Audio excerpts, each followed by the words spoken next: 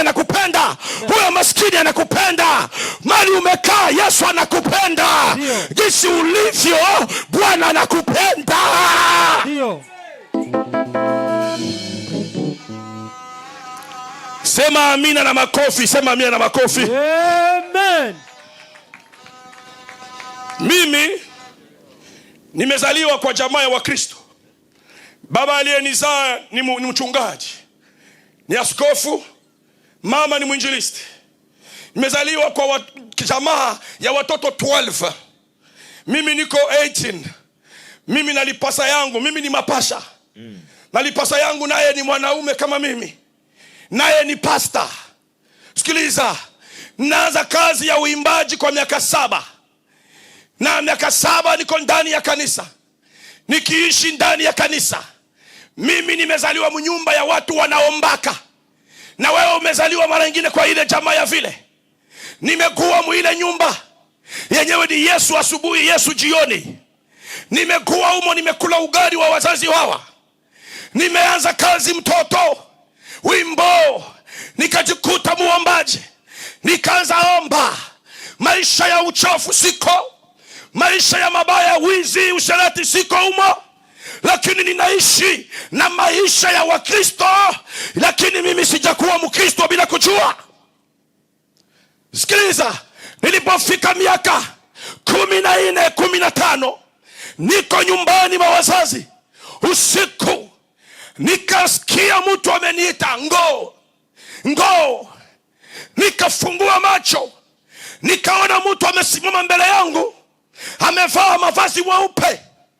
Sura yake siwezi iangalia, maana kuna mwanga kubwa ilikuwa ikitoka ikiingia kwenye niko.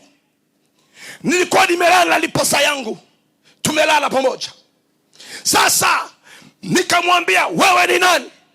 Akaniambia, mimi ni Yesu. Nikamwambia, Yesu ambaye baba yangu anahubiri? Akaniambia, ndio, nimejua baba yako, nimemjua mama yako, lakini wewe sikujue. Nikamwambia, kwa nini unijue? Nikaanza hesabu kazi nimefanya kanisani.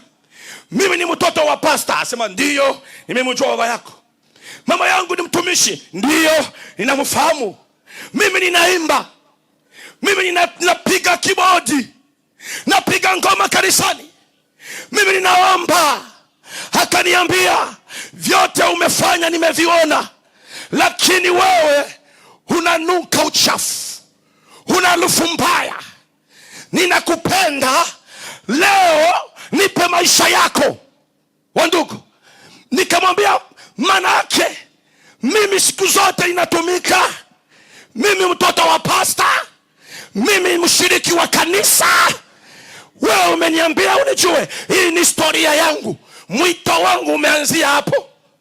Leo jioni Mungu anataka kupitia mkutano huu kila mmoja ajiangalia alikutana na Yesu namna gani, uliamini namna gani. Yes. Umejikuta kanisani, ni vizuri, wewe na Kristo mko pamoja. Acha niulize, tuko pamoja? Rudi hapa. Tuko pamoja? Kama tuko pamoja, piga makofi na vikelekele. Huu ni ushuhuda wa mwito wangu. Sikiliza mpendwa, Yesu Kristo ni Mwokozi. Yesu amekuja kutuokoa. Yesu ni upendo wa Mungu. Kama kuna mtu ananipendaka upendo wa juu sana ni wa Yesu. Hata uchafu wangu amenipenda. Amen. Hata wizi wangu amenipenda. Yes. Hata uongo wangu amenipenda. Ndio.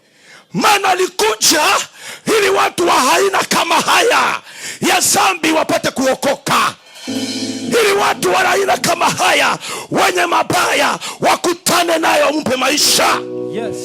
Sikiliza mpendwa. Ndio. Akaniambia, wewe bado kunipa maisha, hujawahi kunipokea mimi kuwa Bwana na Mwokozi wa maisha yako. Nikamwambia, sasa itakuwaje? Akaniambia, subiri. Alitia mkono wake kwa ukuta ndani ya nyumba yetu, nikaona television ikatoka kwa ukuta, nikajiona mimi gisi linasemaka gisi natembeaka, gisi naishi maisha ya dunia, nikaona video yangu. Acha nikuambia jioni ya leo, kuna video yako. Kuna mtu mmoja mbinguni, malaika anachukua picha zako kila siku. Amen. Anachukua video yako kila siku. Amen. Jioni ya leo, Yesu ni mkombozi. Yes. Nasema Yesu ni mkombozi. Ndio. Nasema tena Yesu ni mkombozi. Ndio. Aliponionyesha akaniambia, mwenzangu, ninakupenda sana, nipe maisha yako, nipe maisha yako. Ndiye alinifundisha somo ya kusema kuamini ni nini. Mpendwa, nilijiona wa bure, nilijiona amenyambia niko na nuka uchafu, lakini ananipenda. Mpendwa,